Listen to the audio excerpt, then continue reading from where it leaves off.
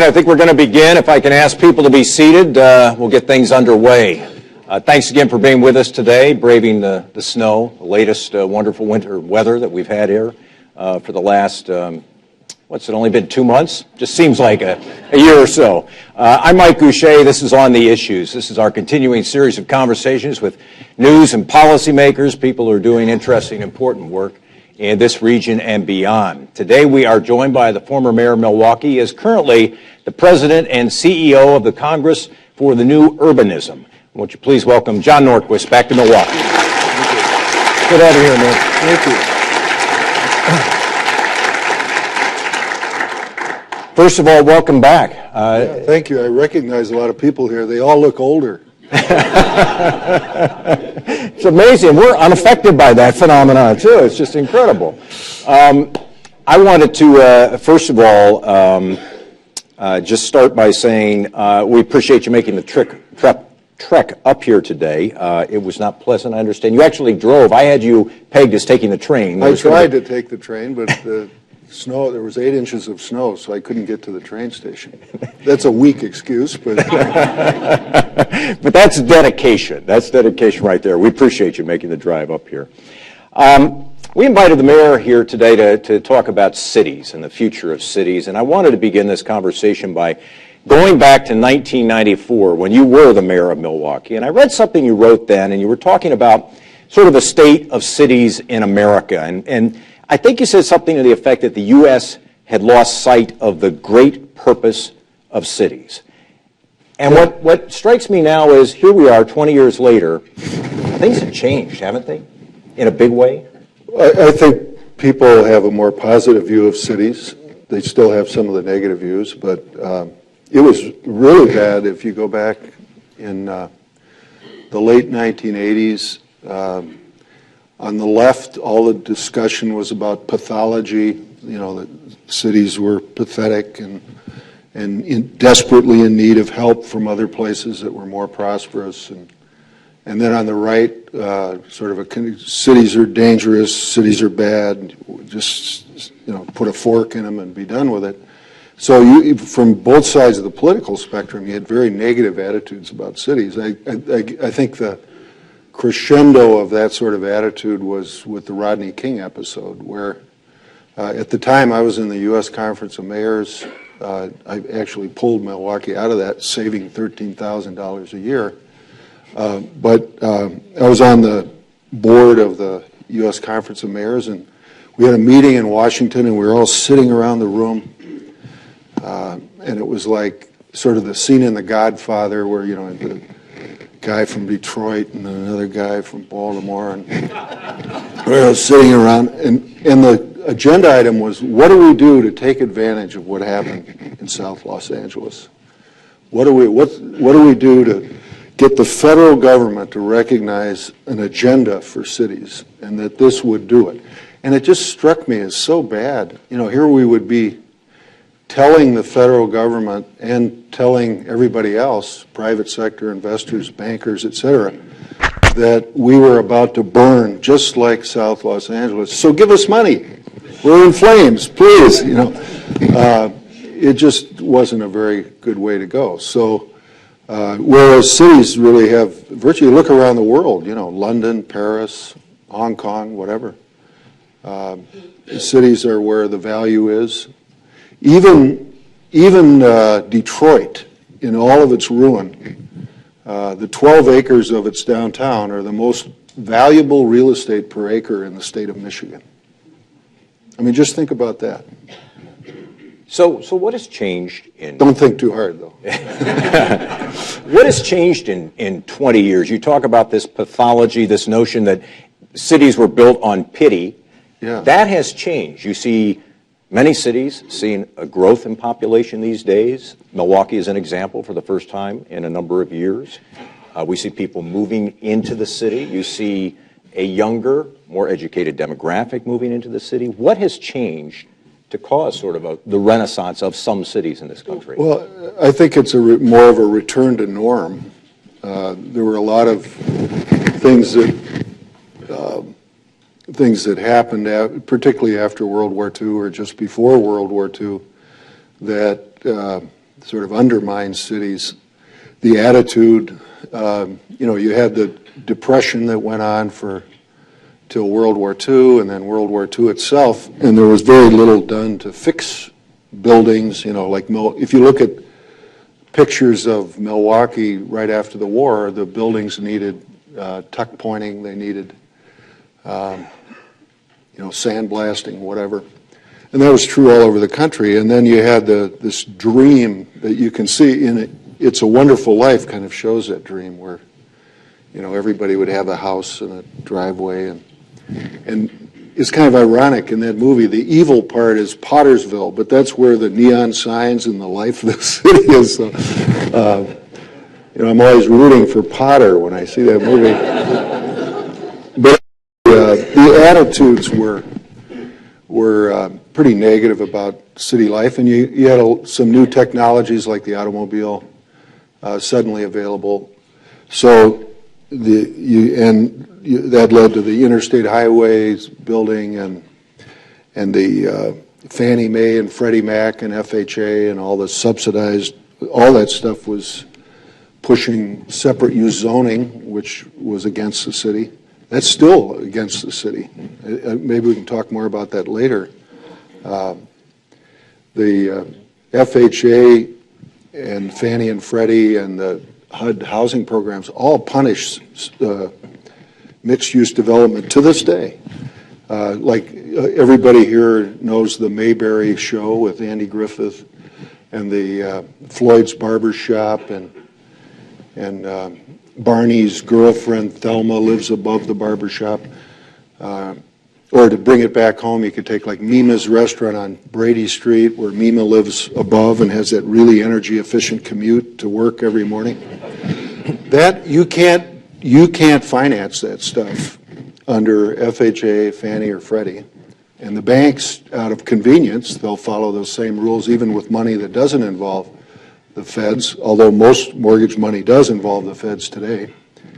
And so basically that program suppressed the very main street that people love, like downtown Cedarburg or downtown Port Washington. You don't see that built new. Instead, you see all the ingredients of the community spread out over the landscape. You have the shopping mall and the apartments in one spot and single family and everything spread out. And that's been done mostly because of government interference, not necessarily because of consumer preference.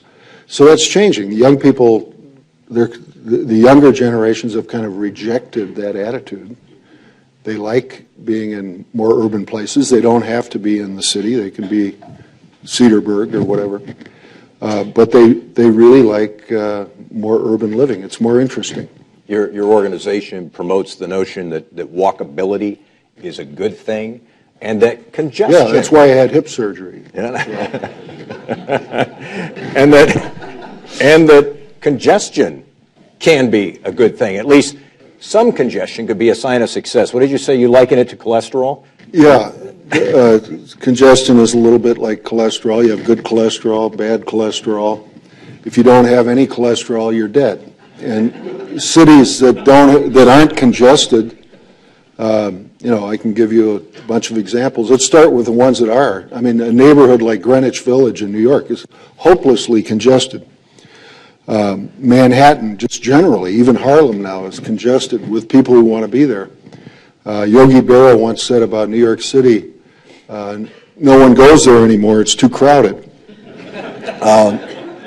So then you take Detroit, where all of the techniques and goals of the DOTs, and certainly the Wisconsin DOT, have been played out in Detroit. They built every freeway anybody ever dreamed of, and they've defeated the congestion problem. It worked. That's the least of Detroit's problems, congestion. And so you can overdo the fighting of congestion. In fact, freeways don't belong in cities at all. The best city in terms of real estate performance over the last 20, 25 years in North America is Vancouver. They have no grade separated highways at all in the entire city. You still spend a fair amount of time talking about that. You just told me before we began that you're going to write a book about that. I am. About that more freeways should be taken down. I never put it in my campaign literature, so I'm going to write a book about it. I want to get to that, though, in a bit, because, I mean, there's people now who look at what was the Park East Freeway. Well, just look out here. The sun now comes because of the Marquette interchange, which I can't blame the Republicans for. It was done by a Democratic governor and DOT secretary, former head of the Teamsters Union. The sun comes down about 10, 12 minutes later every day. I mean, comes up about 10 or 12 minutes later every day because of this thing, which makes no sense to route all your traffic through your most densely populated area. For what? So some truck driver from a sand pit in the UP can get to Owens, Illinois a little faster? I mean, it's absurd. And in Europe, they don't do that. And in Canada, they haven't built roads inside cities for 40 years now, since Jane Jacobs stopped the Spadina Expressway. And they're starting to tear them down, not just here, but all over the world. So you're okay with what's happened with the Park East, or you know? No, the Park East. You mean the Park East? The real estate has gone slow because it's owned by the county. The parcels that have and not been developed. The county, in a sort of a coalition of left and right. John Goldstein, I think, was the head of the Labor Council at the time, and they have all these encumbrances on the land. You have to pay a certain wage. You have to hire certain people. All that stuff might make sense over a larger jurisdiction, like the entire country or the state or something. But to do that just on one little parcel of land, it really makes it hard to want to be a property owner under those circumstances. So the land, the only thing that gets done is things that are subsidized. The county doesn't want to subsidize it, so they go to the city. And then people like Mike Murphy and the other members of the city council up there, some sitting up there, yeah. They're presented with this, well, if you want development, you have to pay for it. Well, it would save a lot of money if the county would just take all that stuff off. The land regulation should be by the city, not by the county. And the city has enough sense not to do that to their own land. So that's the only reason the Park East has gone slowly. But everything around the Park East has done really well. I mean, look at the beer line. What is that? Like, Mike, that would be about $300 million worth of property value in that corridor where the Beer Line Brewers Hill area. Beer Line Brewer, yeah. Mm-hmm. And you're fully taxing it. No, I'm just kidding. I want to talk to you about, so you see, sort of, you put this in a historic perspective. The return to the cities is actually sort of a return to the way things used to be. You see it in that sense. I want to talk to you about the challenges facing cities. Let me just make one more point about that. The mall, which was supposed to be the wave of the future, the malls aren't even doing well in suburbs now. I mean, and a lot of retailers don't want anything to do with the mall, like Kohl's, Target, Home Depot. None of them will locate in a mall. It just is a matter of they don't want to share real estate with other people. But they will go into a building next to another building in a neighborhood. Home Depot has a store in Halstead in Chicago, just north of Fullerton, and it has no visible parking other than the meters in front. And it's doing great. People say, well, yeah, but don't they need a big parking lot? Well, they have one underneath the building. You can reach through the alley. But a lot of people in Chicago, they figured out that they can buy something and then have it delivered. Interesting. I went one other point on the mall. When you make that point, the more successful retail shopping experiences today tend to be ones where they try to emulate the density of a village or a city or whatever. Bayshore. Yeah, Bayshore in Glendale. And Bayshore has worked very well. Their revenue went up 300% from the before and after. They've created an urban space. The developers probably would have put housing above the shops if they could have financed it easily. They didn't. The second floors are fake or just more real estate. More retail sales area or fake. And they want it to look like a Main Street.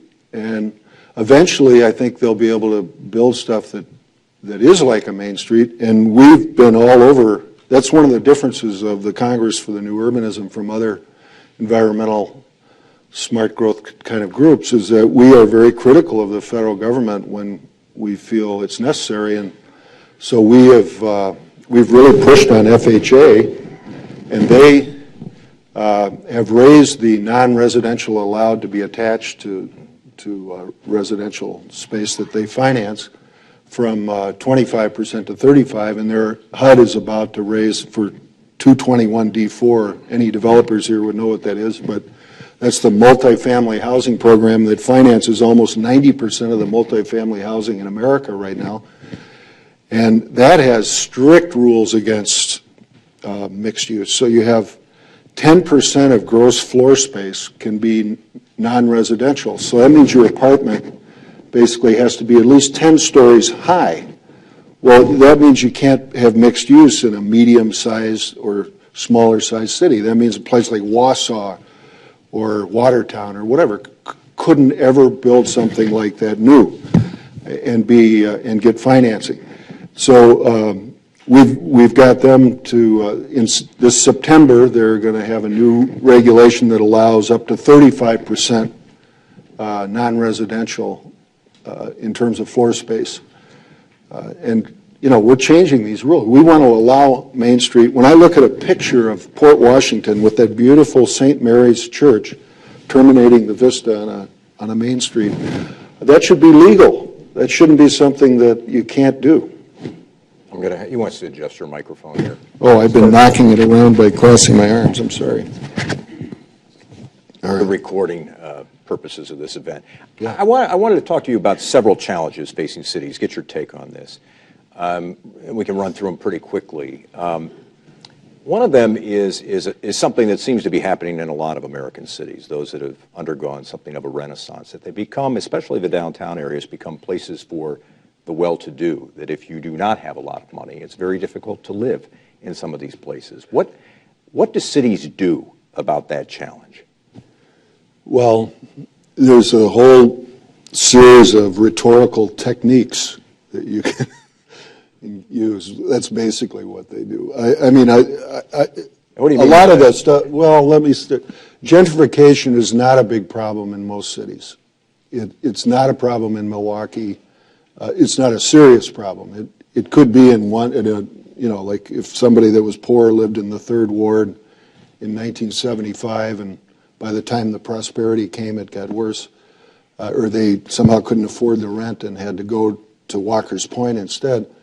But we encounter it all over. I mean, we had a developer trying to build on Jefferson Street on the east side of Detroit about 5 years ago when Acorn was still in business. And I don't blame Acorn for the recession or the usual criticism. Acorn's a mixed bag. But in Detroit, they tried to block this developer and try to get him to give money to the organization, or they would block it. And gentrification is not a problem in Detroit. It's not a problem in Cleveland. It's not a problem in St. Louis to speak of. It is a problem in the Mission District in San Francisco. It's a problem in Harlem right now, where people with lots of money are buying up buildings and people are losing a place to live. The techniques for dealing with that, you can use land trusts, you can build more housing. If there's a market for more housing, if you build more housing, eventually the price will be affected by supply. There's a guy at Columbia University named Lance Freeman who's done a lot of research on it. One of the things he found out is that in gentrifying neighborhoods where the economic statistics are going up, there's more stability for low-income people than there is in neighborhoods that are going down. Now, the reason for that is because people that don't have a lot of money actually like living in a neighborhood that's improving. And they don't like living in a neighborhood that's going to hell. And so they'll try harder. They'll find ways to live in a better neighborhood. I mean, if a neighborhood's getting better, they'll try hard to stay there.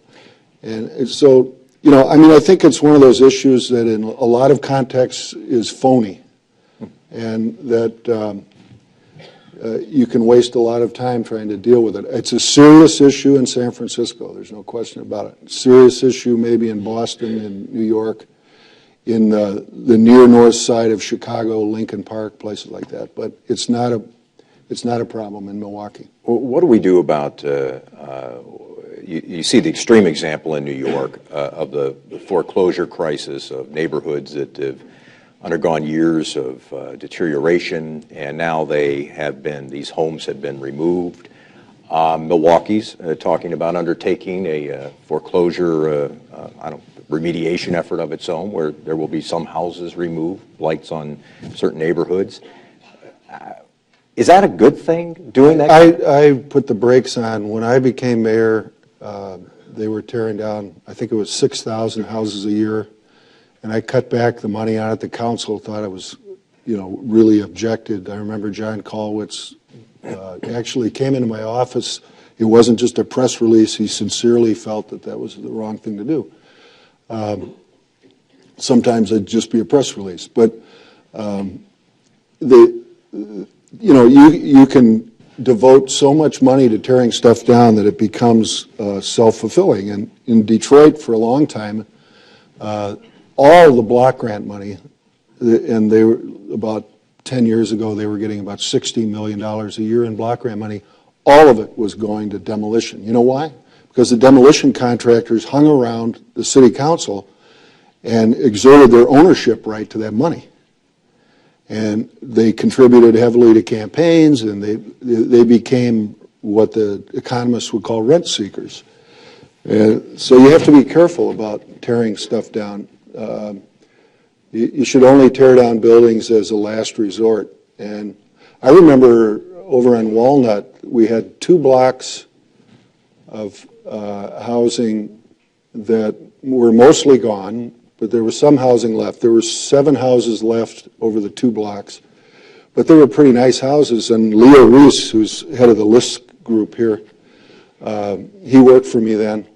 And he was getting a developer from the suburbs who wanted to work in the city, figure out how to work in the city, and the developer wanted a clean site. He wanted all the housing gone. And so Leo tried to accommodate him, even though I had told him to save the 7 houses. So I went out there, and there was just 1 house left. And Leo was showing me the site. I said, there's only 1 house. He said, well, the developer went, and this one's going to come down in a couple of days. I said, anything that happens to that house, Leo, that's exactly what's going to happen to you. And then he decided not to tear down the house. It's still there, and it was a fine house. 1 block has an alley. We did an experiment. 1 block has an alley. 1 block doesn't have an alley.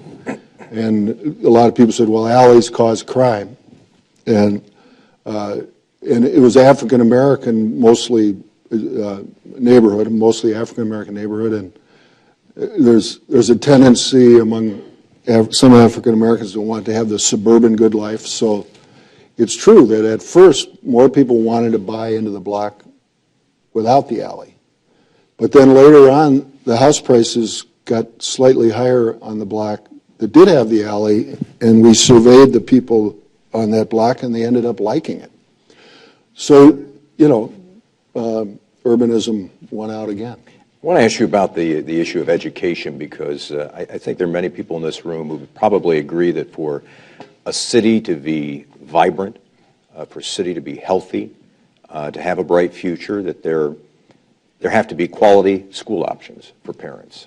Yeah. And this continues to be an issue in this city. We argue a lot about the delivery systems for education. I said you upstairs, you're a bit of a lone wolf now, a Democrat who still believes in the idea of school choice. There aren't many around anymore. Why do you still believe that's a good idea? And why do you believe that helps a city like Milwaukee?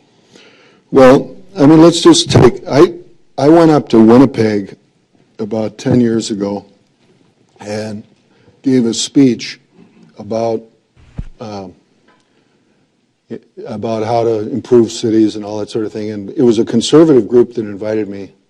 And one of the items that they had on there for me to talk about was school choice. So anyway, it came to that portion of the discussion, and I asked them, well, if somebody in Winnipeg wants to go to a Catholic school, who pays? Oh, well, the province pays.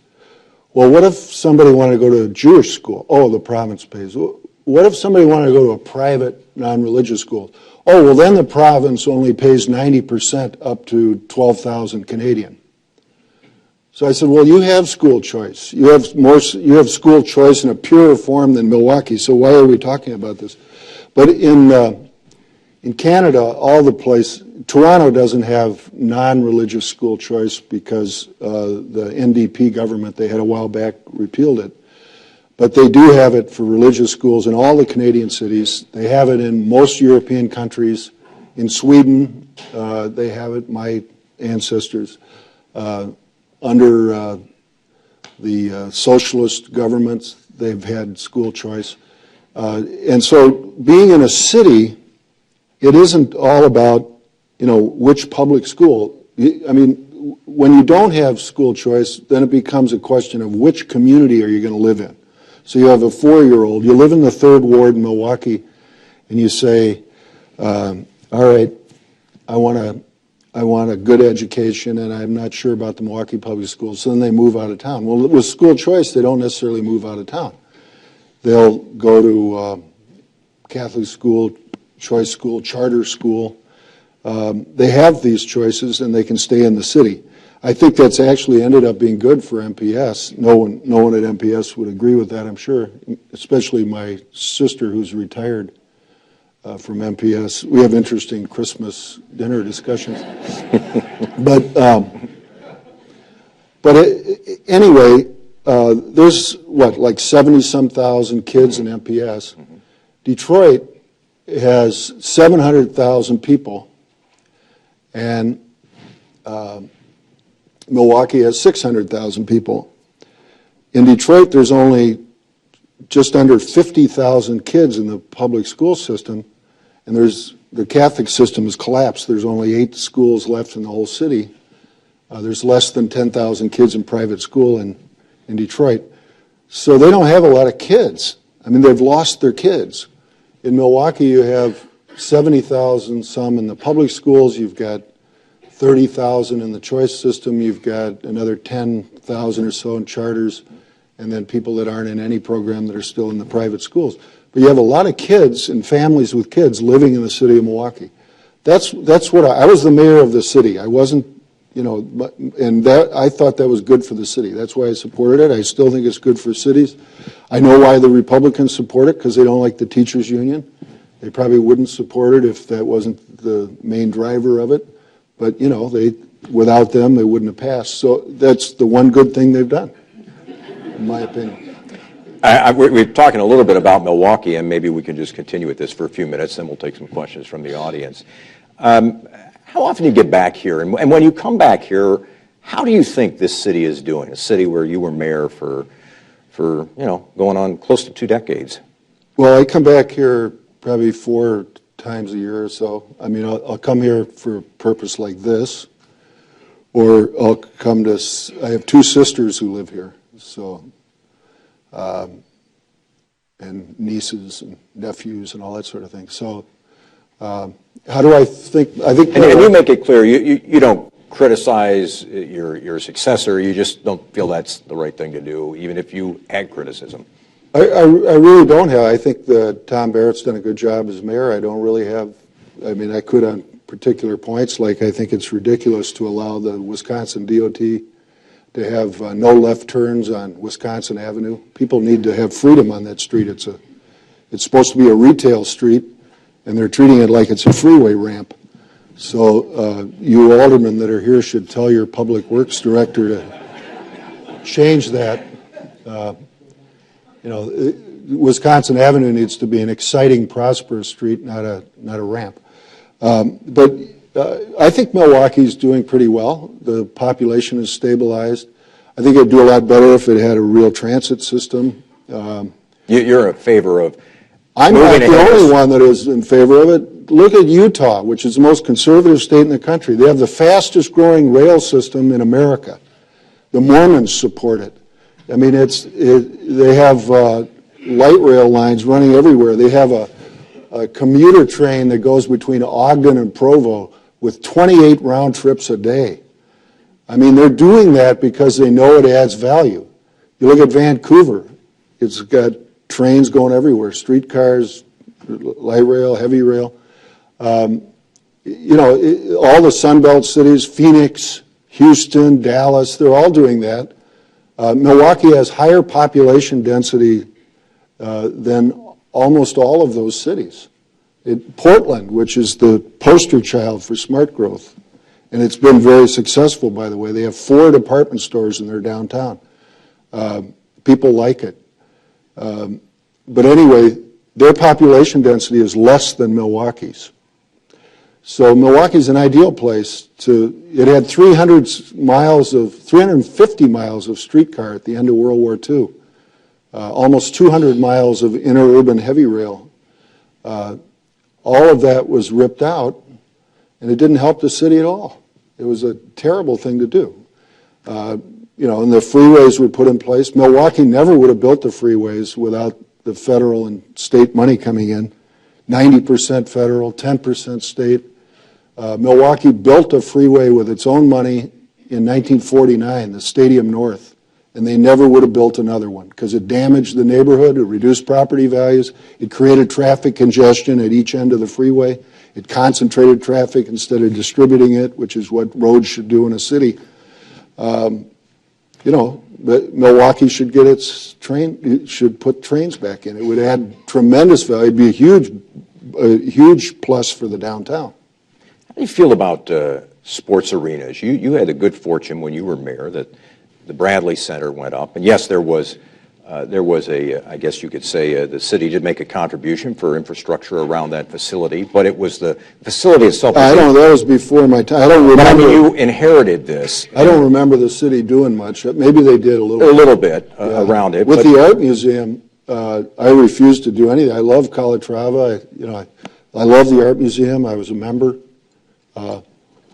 What do you think about that? But I didn't want to put any city money into it. They wanted our money. And I was looking at all these rich people sitting on the art museum board, and they didn't need our money. Then they came to me with a deal. They wanted some land the city owned for a parking lot. It would have been a surface parking lot in front of the art museum. And I didn't want that.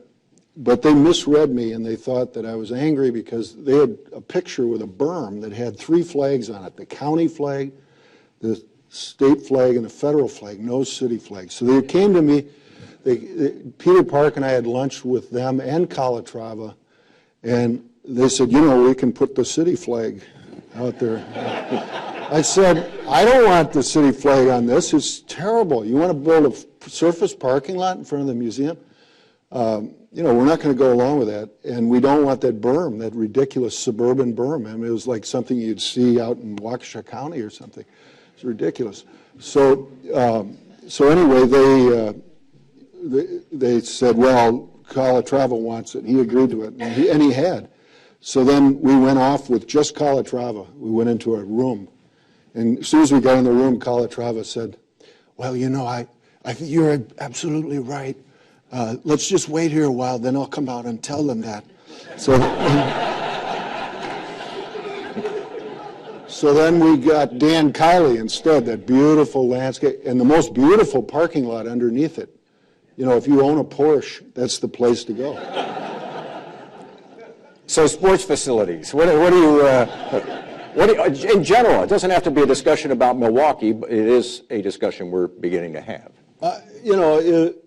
You look at what happened up in Minnesota, Minneapolis, where they refused to pay anything for the public, just wouldn't go along with it, nothing for the Twins Stadium, and then ultimately the politicians who had all said they weren't going to do anything, they did about half as much as the owners had wanted, and the team didn't leave. It could have been like that here. But the baseball stadium, it's subsidized by more than 100% public money. So that's a hard thing for them to match the Bucks. The Bucks are, I don't blame Herb Cole for feeling bad about it. He'd love to have that deal that the Brewers have. I don't think that can get through the legislature. So I don't know. I mean, I talked to, who's a former Marquette basketball star that is leading the effort? Yeah, that Murata. Yeah. Anyway, I told him, I said, well, you know, the city could sell land. You could sell land and maybe devote some of that to helping with the process. Or maybe the county could sell some land, something like that. But the team is, you know, Milwaukee's small enough that having these major league franchises has more than just intangible, but it has a tangible benefit. It's an image thing. So it's a tough issue. It's one where there'll probably be a lot of posturing and then something will happen and they'll somehow keep the Bucks. But if you did lose them, I wouldn't cry too much about it. I mean, it's kind of a close call. The city is really a beautiful city. It's beautiful architecture. It has a nice collection of universities. There's a lot of things going for you, so I wouldn't go into total depression. But I think it is worth something, and hopefully the political structure will be able to work out something with the Bucks, or maybe somebody that has gobs of money will not care and buy the team and pay for everything and subsidize it. Two quick final questions. We'll take questions from the audience. Yeah. One is about the issue of political polarization. We've just had Craig Gilbert, who's a political reporter for the Journal-Sentinel, has been here 6 months as a fellow. I've never noticed him being polarized. And he is doing some interesting work that will be published probably in the next month or two. And it looks at this region. And what you find is that this region is very politically polarized. And I want to ask you this. Henry Meyer didn't have any great love for the suburbs. And he felt that, you know, those guys, those people, right. But you also would go out and give your slideshow presentation, sort of mocking the development efforts of places like Brookfield. But it wasn't personal. It was just the way it looked. You know. But my question is this. Do you think anything that you did contributed to this feeling of us versus them that exists in this region today? Whoever's the mayor of Milwaukee's got, you know, the majority of the poor people in the state. You know, this city's one of this place is, the metro area is really polarized as far as, you know, for racial minorities. Yeah, not just politically. Yeah. Oh, yeah. Yeah. So Milwaukee, if you're the mayor of Milwaukee and the city council of Milwaukee, you have to defend the interests of the people of the city of Milwaukee. So that if you go around trying to be Mr. Nice Guy and municipal cooperation and all that stuff, I didn't hear a lot of complaining about municipal cooperation when after the Waukesha County Board voted 16-9 to allow Milwaukee to have light rail, and Thompson had gone along with that because he was afraid that Waukesha wouldn't like him if he didn't have that condition. They voted 16-9. That was a courageous vote by the Waukesha County Board. And then Dan Finley vetoed it to his eternal discredit. That was awful that he did that. Nobody said anything about him being, you know, not cooperative in the metropolitan area, especially after he got that job with the county museum where he was trying to be cooperative all the time. But I think, you know, sometimes you have to draw the line. I mean, on this water thing, if I were one of the elected officials, I'd be tempted to say, you know, if you want our water, then that's too bad. You can dry up and blow away. I mean, you know, too bad you aren't close enough to Lake Michigan to get it. You know, I mean, there's a lot, the whole Republican suburban political thing, particularly among legislators, is this sort of racially tinged anti-Milwaukee attitude, which is relieved temporarily when they show up at a school choice press conference or something. But, you know, we got along really well with the suburban mayors, with the village presidents. We had this group, four-county group, Washington County, Milwaukee, and Waukesha, and Ozaukee. And, you know, the mayors of all those various communities, we got along fine. We met every 2 months. And we did sell water to Menominee Falls. We did sell water to New Berlin because they were on this side of the Continental Divide, and had a cooperative relationship. But I think it would be a mistake for the city elected officials to think it's really, really important to be liked by, Sewer PAC or somebody like that. In fact, the Southeastern Wisconsin Regional, I have a lot of experience now all over the country looking at regional planning commissions. It's the worst of any of them in the country, and it was stillborn with a terrible toxin in it. 3 votes from each of the 7 counties, no votes for the city of Milwaukee, and until after I became mayor, there had never been a non-white person on the board. It started in '62, and until John Bolden got on the Sewer PAC board, I think it was in '91, it had been all white all the way through. And guess what? They like highways, and they think that transit's kind of an afterthought, and they just agree with the state DOT on all that stuff. They've been awful. And when I was a legislator, I got along with some of the most conservative members. Lynn Edelman remembers Dorothy Mavis, or Mrs. Theo Mavis, whatever her name was. Anyway, she was the head of this right-wing group in Brookfield, and she hated regional planning. And I said, I do too. And I don't agree with you on anything else, but I'm with you on that one. And we actually defunded Sewer PAC with state money in the assembly version of the budget one time. And then when it got to the Senate, they put the funding back in. But I think they've done a lot of damage, and one way to get municipal cooperation would be to abolish the Southeastern Regional Planning Commission. And by the way, their staff is still almost all white people. And here they have, 350,000 African Americans in southeastern Wisconsin, and they can't find anybody to hire. I really think that it's unfortunate that has never been challenged. I asked Grant Langley, the head of the city attorney's office, once to file a suit on that, but somehow he didn't think that was a good idea. But he had other good virtues about him, though. So anyway. Real briefly, you're winding down your 10 years as head of the Congress for the New Urbanism. What's next? Well, I'm not going to work full time. I'll be 65 later this year, and I'm going to have a couple of part-time teaching gigs. Adjunct professor, which means you're not paid much. Is that true? And also, I'm going to do some work for Florida Atlantic University on their curriculum on a planning program that they're setting up. And I'll do a little of this, a little of that, and I'm going to try to write another book. And I wrote my first book. The Wealth of Cities. I actually wrote it myself. I actually read it. Thank you. I did. 1998. Is that right? That's exactly right. Okay. So let's take a few questions from the audience. Please keep your questions brief, and we'll get to as many as possible.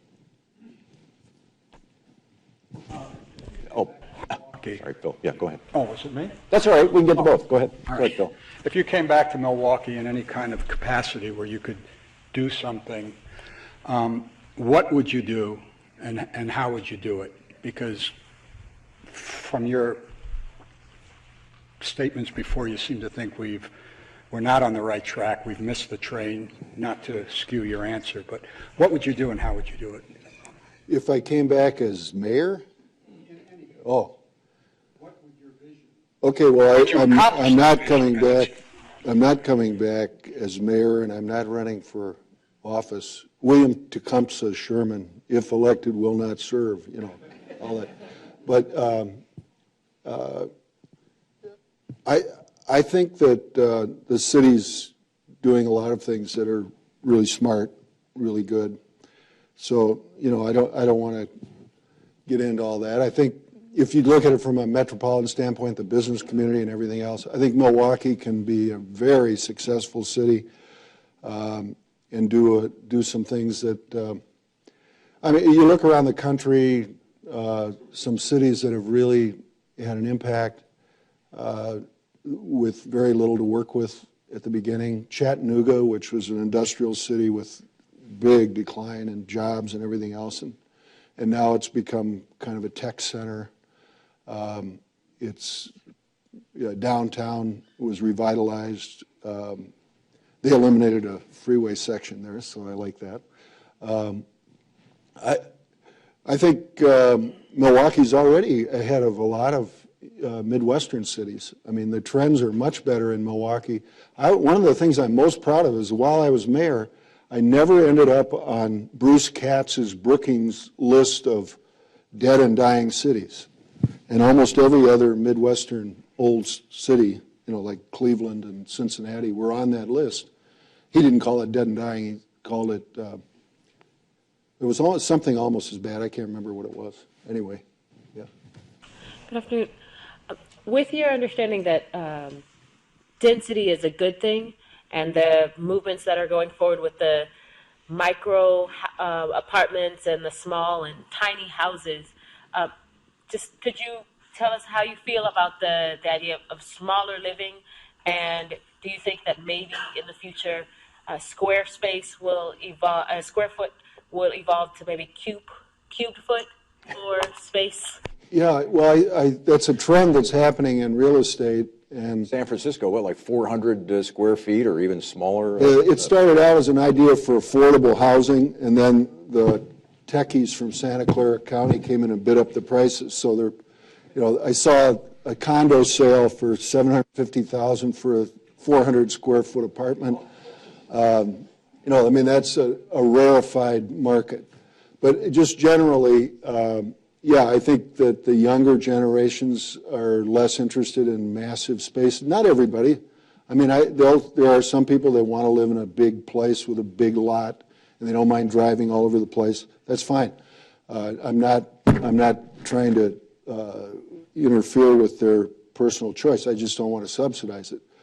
But in terms of urbanism, I think the kind of apartments and lots and so forth that were built before the automobile age, I think they're starting to come back, particularly in markets that have a lot of cash flowing into them, like Manhattan and Boston. But you'll see it in the Third Ward. If a developer could easily, with the code in the Third Ward is fine. You could come in with a much smaller square footage and build apartments in the Third Ward in Milwaukee. You have a pretty good zoning code at this point in Milwaukee. It's very favorable to developers who want to do things as of right.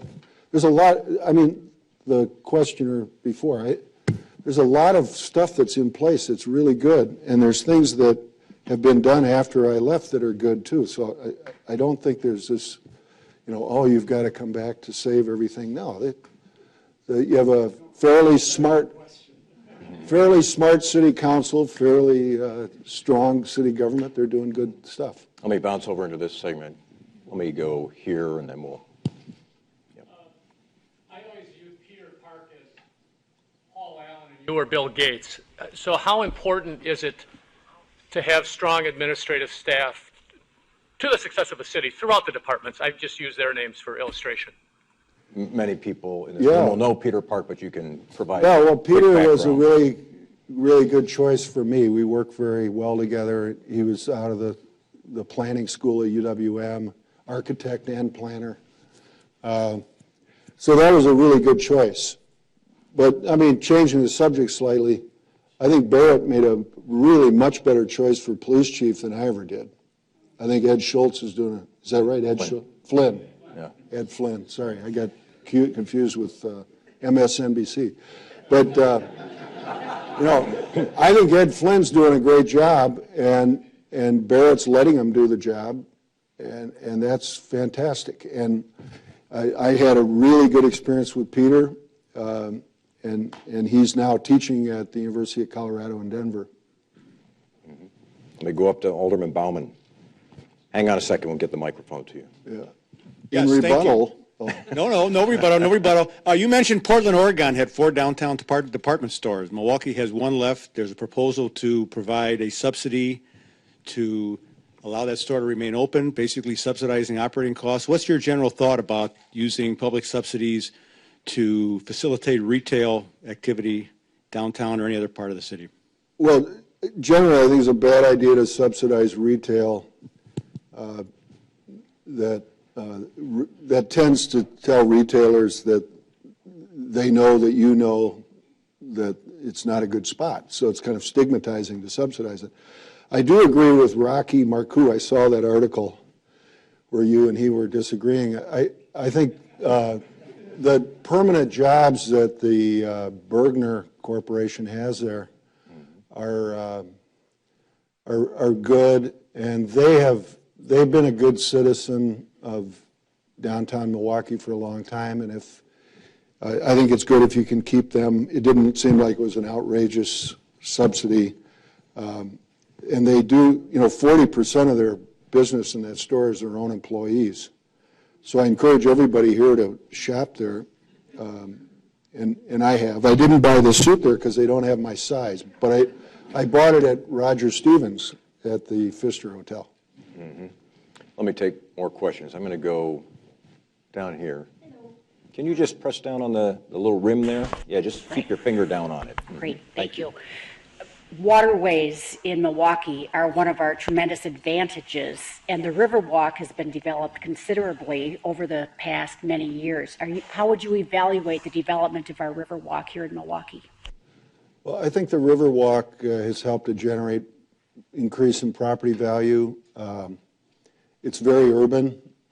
The first housing that was done downtown in the post-war period were the river houses near Juneau, and they don't allow walking along the water, and I understand why the city felt that way when that was done, because the suburbanites were freaked out about the city. It was that kind of era. But the property valuations have grown faster with houses that do have the public right-of-way 24/7, 365 days a year. So the urbanness of this Riverwalk is really important. If you look at, up in Green Bay, they have one that's kind of curvy. You're like in a suburban, parking lot or something. It's the feel of it. They really wrecked it. Whereas in Milwaukee, the buildings are really close to the water. You have like an embankment. If any of you have been to London and seen the Thames, that kind of thing. That's what, and Milwaukee's Riverwalk basically is faithful to the plan of 1904 that Alfred Klaas did, which was copied from the canal in Vienna. So then one other thing about the Riverwalk, it goes from the mouth of the river going out on the lake. Once it gets past the oppressive ownership of the Summerfest, I know there's good things about Summerfest, but once you get past that and you're in the urban context with those beautiful, all those apartments where people are grilling bratwurst and watching the boats go by, and it's quite a scene. All right, and then you keep going through downtown, then you go past the beer line, and you get up to where the dam used to be, and then it becomes completely rural. You could be in the Wolf River, and it's that contrast. You go from the urban, it's striking, from urban directly into that. That's really beautiful. And people that have come from around the world and seen that talk about that being a really, really significant feature. So I'm really proud of that. Let me see. Let me go over. Let me take this guy here. We'll come back up. Go ahead. Just keep your finger down on the rim, okay? So you laid out a little bit of your vision for how you think school choice, should play out kind of everywhere. But I'm wondering how you compare that to the reality of how it's played out here in Milwaukee and across the state over the past 20 years, and if you do anything differently and forward. Well, I mean, I'm for people being able to live in the city and choose to live in the city. So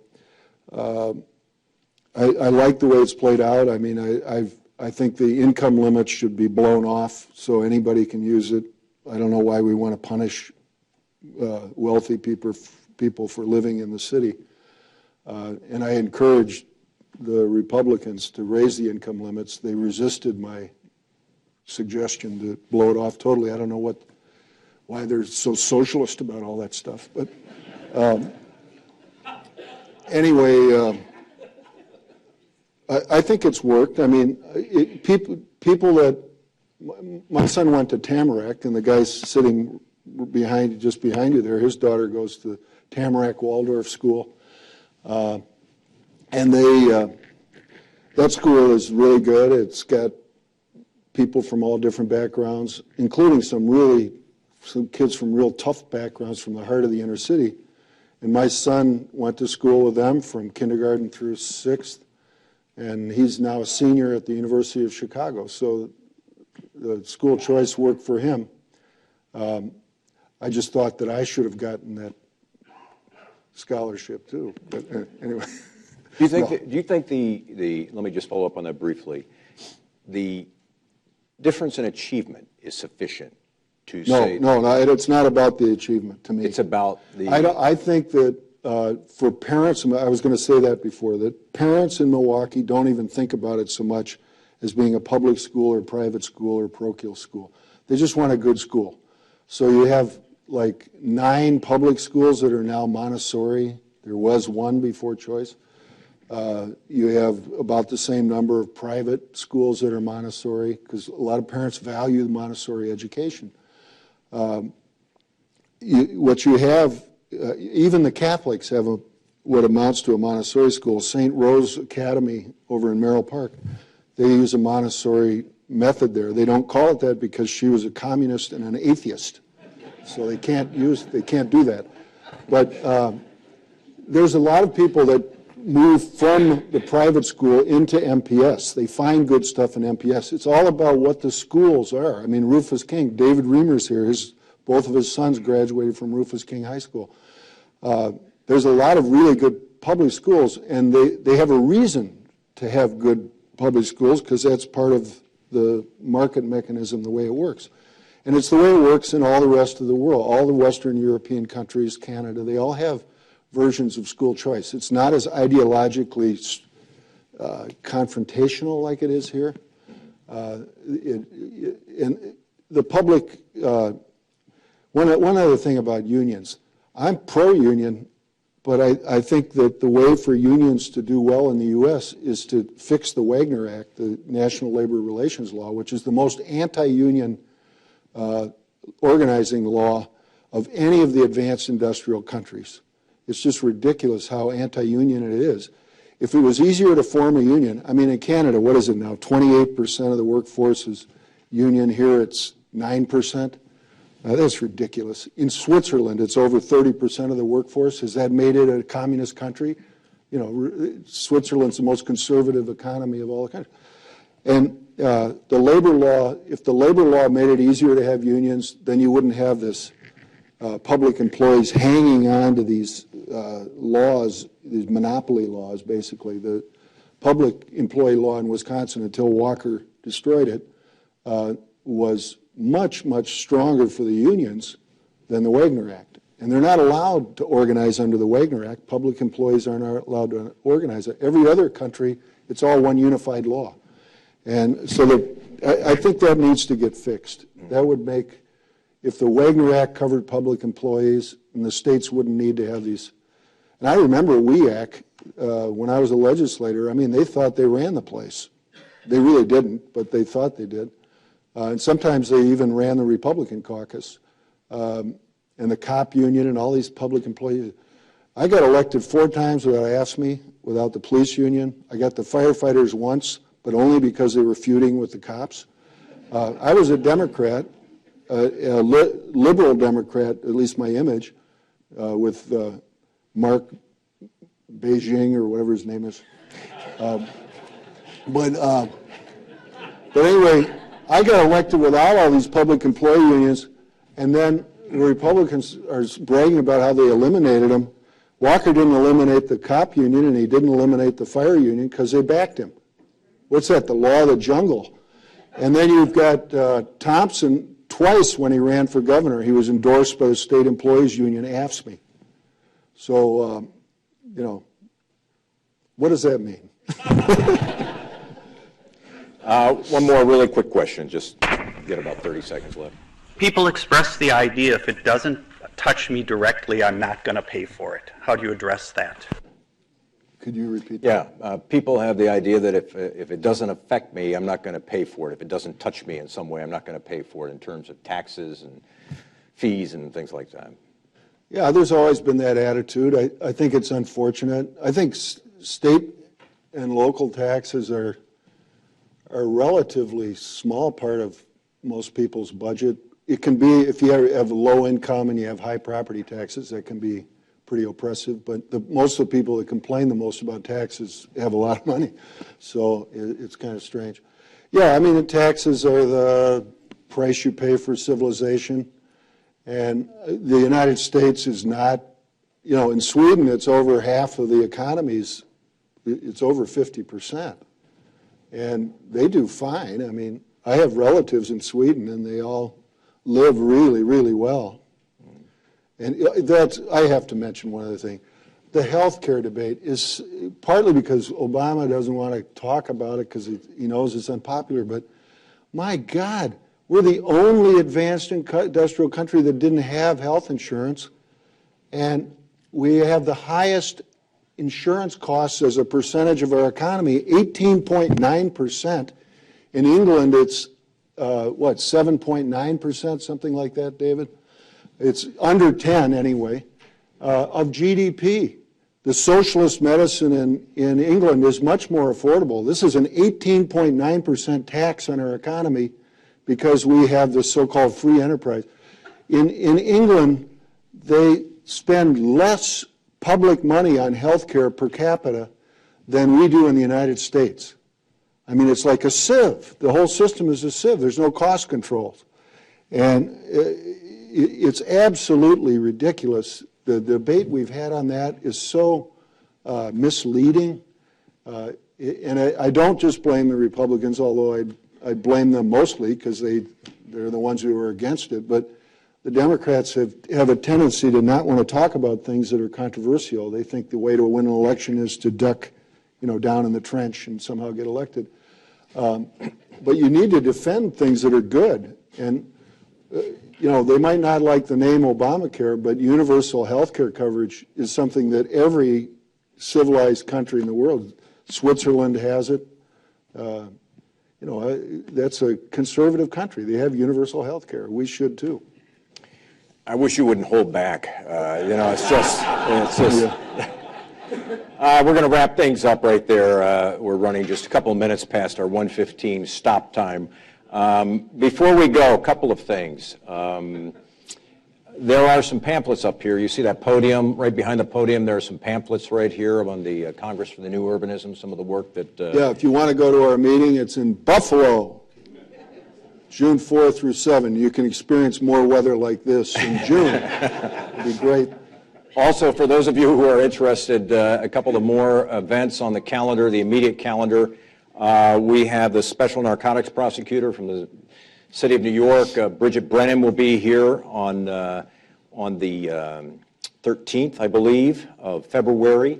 And then on the 18th, we had to reschedule it, but the police chief that the mayor referenced, Ed Flynn, will be with us to talk about what's happening in terms of crime in this city. It's going down, thanks to him. Police strategies. And beyond that, I just want to say thanks to each and every one of you for coming out today, for your attention, your interest, your questions. And we hope to see you next time here on the Issues.